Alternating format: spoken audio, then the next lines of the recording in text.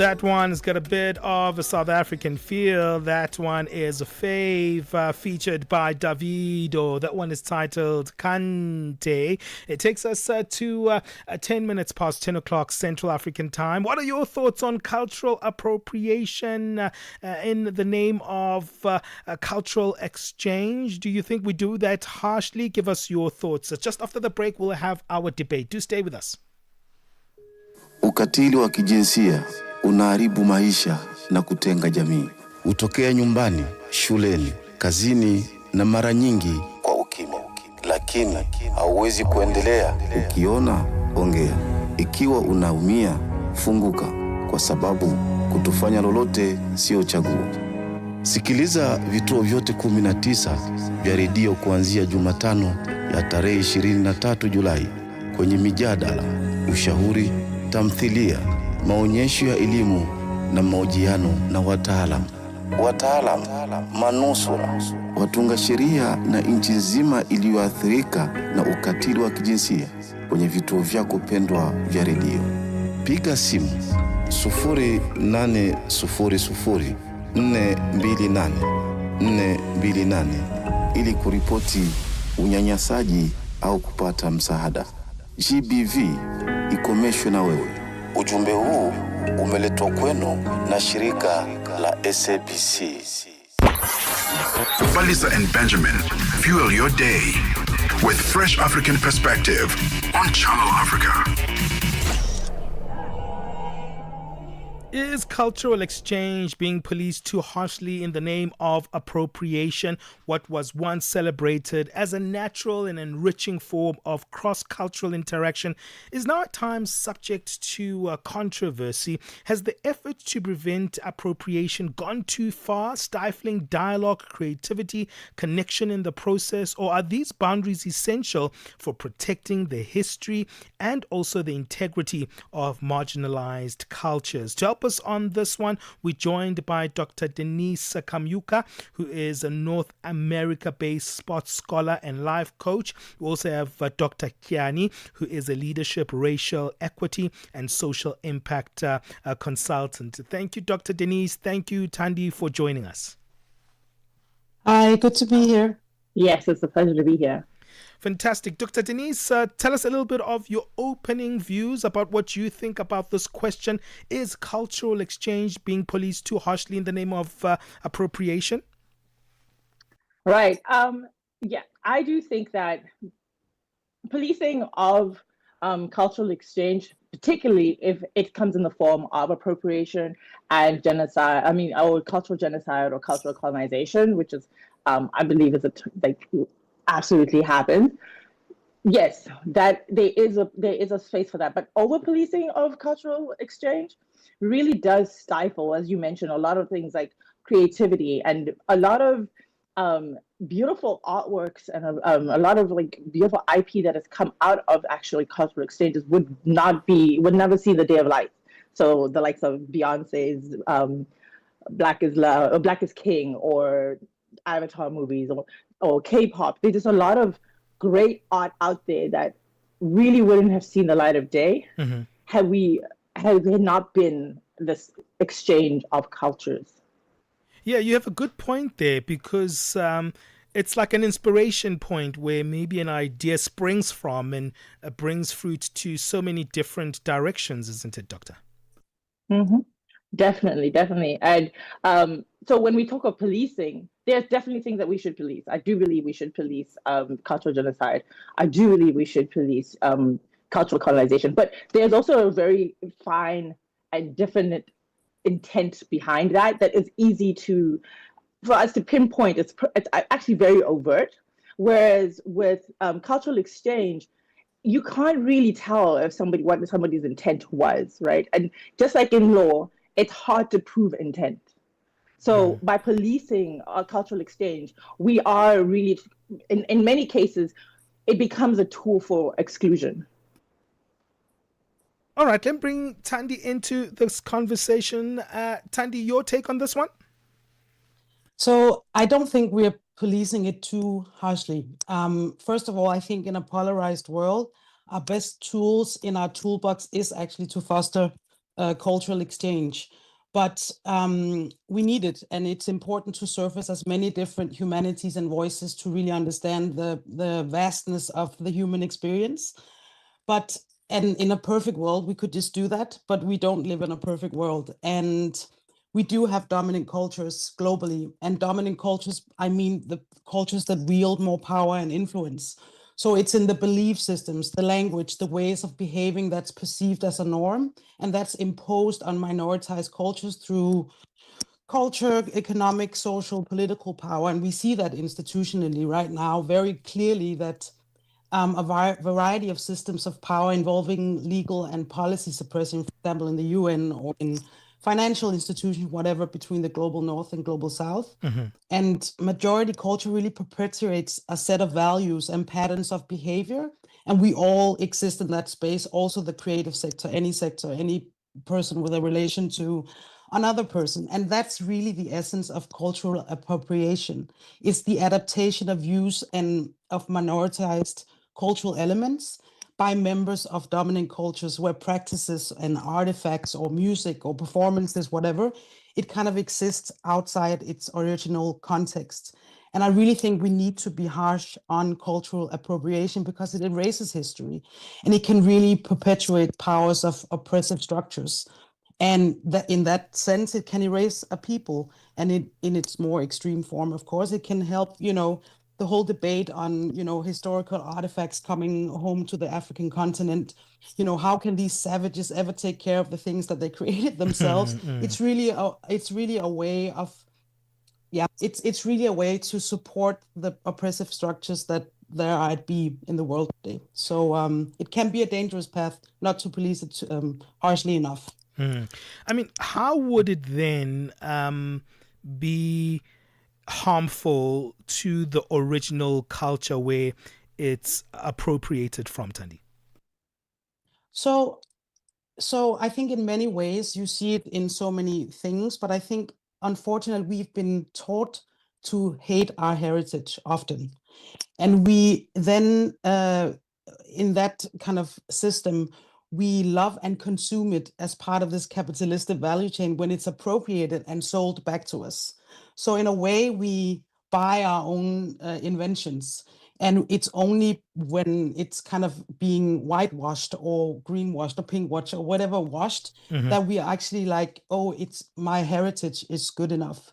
And also just in, that big fashion houses or the music industry, when they really capitalize and earn money on things that are not originally theirs, there should always be an element of paying the right people or crediting the right people in that process as well. Well, that's very powerful coming from both of you, and I want to get the opposite responses to what you both have highlighted. Dr. Denise, Thandi very powerfully speaking about the fact that the borrowing can water down and not even pay tribute to that original culture where something is taken from. What's your take on that? I agree. So this is a debate where, honestly, when it comes to certain levels of cultural genocide or appropriation, I have to agree that cultural exchange needs to be that. It needs to be an exchange, right? And so if it is rewarding people or remunerating people the way they need to be remunerated, appreciating, crediting those cultures, that all needs to come into play. But the question is, then who does the policing? When do we get to a point where, like right now, there's all the social media backlash, where everybody feels like they have the right to determine who is, and I'm going to use more of like a pop culture example right now. So there's this huge debate on TikTok about like being able to use Nigerian attire at a wedding. I'm from Botswana. I grew up in Botswana. I'm getting married soon. And I also spent a few years in Ghana, and I spent those years in Ghana during my very formative years. Like I was like 13. I want elements of what I experienced in the Ghanaian culture in my wedding. Am I appropriating? How do you tell that what my intent is my intent is not one of appreciation, it's not one of exchange, and is instead one of appropriating, right? So it becomes a fine line. We have to ask ourselves, who then is allowed to police and who is not allowed to police? I also think that this conversation needs to move away from us talking about cultural appropriation and into a conversation about IP and IPing of cultural artifacts of African culture, because then we actually have a way to really police and really make sure that we get the fair exchange that we need for using our cultural artifacts. And so for me, I honestly believe that the conversation needs to move past this into how do we then start IPing cultural African culture so that there is no exploitation, there is no more genocide. All right, I need to go on a break. That's a question I'll pose back to Thandi. A very compelling response from you, Dr. Denise Kamyuka, who's joining us on the line, North America-based sports scholar and life coach. We also have Thandi Gyani, a leadership and racial equity and social impact consultant. We're debating cultural exchange being policed too harshly in the name of appropriation. So many examples have come out there. Beyonce, Nigerian wedding gear. We have a conversation happening amongst South Africans here in South Africa after Simphiwe Dana was accusing one of the actors and saying, well, this hairstyle that I'm rocking, which is Afrocentric, you actually got the inspiration from me. But maybe people in social media saying, hey, that's not yours, Simphiwe Dana. That's actually an African inspired hairstyle, and it belongs to all of us. So there's so many ways that this can go. We'll continue the conversation. What's your take? Remember the WhatsApp number, +27 63406 9126. We'll be back after this. The Midnight Snack, 12 to 3 a.m. Young couples or young people that are getting married, we often hear of divorces, that they're getting divorced, and it's quite worrying because when we attend these weddings, we want to see these people flourish and celebrate 30-year anniversaries. What do you think is the main challenge that is facing newlyweds? We say that tell me how you were raised and I'll tell you how you love. So when we see people getting married, that's not where the relationship actually starts. The relationship starts with how you were raised, what you were familiar with, because we are attracted to what we are familiar with. If you don't have a background where love was prominent, where love was authentic, it's going to be very difficult for you to manufacture that in later life. So our upbringing has something to do with it. The Midnight Snack, every Monday, 12 to 3 a.m. with Chanduko Ligege. Step into the heart of the day on the move with Palesa and Benjamin. It's a Monday, so we love our debate every Monday, and today we're looking at culture as a theme. Is cultural exchange being policed too harshly in the name of appropriation? Dr. Denise Kamyuka, North America-based sports scholar and life coach, joins us alongside Thandi Gyani, leadership and racial equity and social impact consultant, on the line. Both strong views coming from our guests. I want to take it back to you, Thandi, because many questions were asked by Dr. Denise there, especially around the fact of who does the policing. Let's start with that, because at times we are policing each other as Africans, and it seems like we can't even borrow from our own cultures. That's how close this is to a point of being harsh towards one another in terms of who borrows what and who must actually take this from this culture, and why are they doing that without acknowledging that culture. So I think Denise said something about the distinction between appreciation and appropriation, and I think it's always something that we need to consider very deeply and ask ourselves reflective questions like, why am I responding like this? What's the system that I'm a part of? Is everything commodified? Would I argue with someone using an artifact or a hairstyle or whatever because it suits my output as something that I can earn money on? There's so many layers to this. And I think in some ways, like I said in the beginning, I think we need to police it quite harshly, because the impact of cultural appropriation is like a chain in other things that's political and institutional and economical. But I think in those kind of personal, like Denise, you mentioned like a wedding, like what would, if I wanted to wear something that I really appreciate, I think that's okay. And I think we always need to ask ourselves, who is this person? Why are they doing it? And the cancellation culture that we are also really kind of, it's very on steroids, I think, at the moment, that we want to cancel people all the time. Yeah. And actually, I always say, let's give people some grace. Let's really try and understand what their position is. And instead of canceling them and just stop listening to what they're saying, maybe we can call them in and ask them, be curious about people, be curious about their stories, be curious what's behind their decision-making process of what they're wearing or their hairstyle they're bringing. It goes for, interpersonal relationship, but it also goes so much in politics, and everywhere there's cancellation culture, right? So I say call people in and start reflecting on the position that you're holding and why you would be reacting so strongly towards some things that you might not necessarily should be acting, super harsh against. Yeah. Who does the policing then, Thandi? Well, I think we all do policing. We do policing all the time. It's not something I can set myself out of. And, it's easy to sit here and talk about. And I also react to things sometimes. But Denise also said something about IP, for example. And I think definitely on the African continent, we do need so much more IP to be able to commodify and to really, own the things that we invent. And there's a whole narrative around that also needs to be changed. And I think, for example, in South Africa, the IPs that's been made are so little compared to other places in the world. So it's definitely something, if there was like a structure like that, it would be so much easier also to set the policing from that structure. Yeah, Dr. Denise, I don't think you've addressed the issue that Thandi highlighted in terms of, at times something can be taken. I mean, we've gotten so many things taken from the African continent in the name of appreciation, in the name of loving this thing. And then all of a sudden, this thing has been turned into a capitalistic item or a capitalistic venture. And we were like, oh, we thought you just liked this. But in fact, you want to use this for your own profit making. And at times, we as Africans are not aware when something is appreciated and then gets utilized for other motives. How do you counteract that? I honestly go back to what I mentioned with the whole IP. I think this business of trying to police cultural exchange is honestly a waste of energy in the sense that 100%.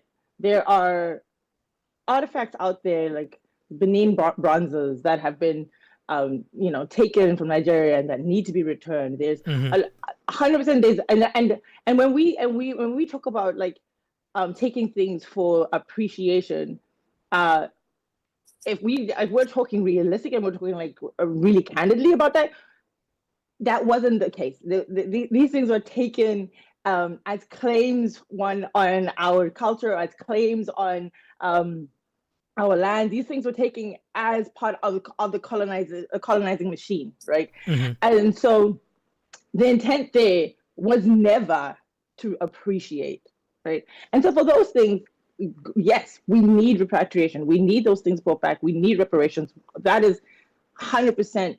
There needs to be justice, right? There needs to be justice where those are concerned. But this road we're going down on trying to police cultural exchange, one, leaves a lot for like society to think that, they can jump in now and they can also have a say on who's allowed to have what and who's not allowed to have what. One, two, it takes away from the conversation around how do we trademark, how do we IP our own culture so that we don't have to go through this policing process, right? We get ahead of it before we even get there. And yes, Africa is very far behind, but a part of the reason why we're so far behind is because we're still trying to police. We need to move past this. And the thing about it, as we wrap up, I'm interested on, maybe that's a conversation for another time. I mean, the cultures belong to all of us, right? So if I am Venda, for instance, as a South African, and someone, IPs a symbol or like a pattern that's probably on clothing, it does not belong to me anymore, even as an African. It probably belongs to them now. Or is it what matters that, it just belongs to an African, so that's okay as long as it's your fellow African. But we have run out of time. But this has been a very, very interesting conversation. Thank you to both of you, Dr. Denise and Thandi, for giving us your time on this one. Thank you so much. Thank you. This was great. Hey, that was robust by Dr. Denise Kamyuka in terms of that conversation, and Thandi Kiani. What's your take on that one? Do you think we should be more serious about what represents us as Africans, put things on IP? Or do you think, as Thandi was saying, yes, let's put things on IP, but also let's police things in terms of how other cultures are taking our African cultures and making their own? Give us your thoughts on our WhatsApp and all our social media. It's 10:30 Central African time. Let's get our latest sports.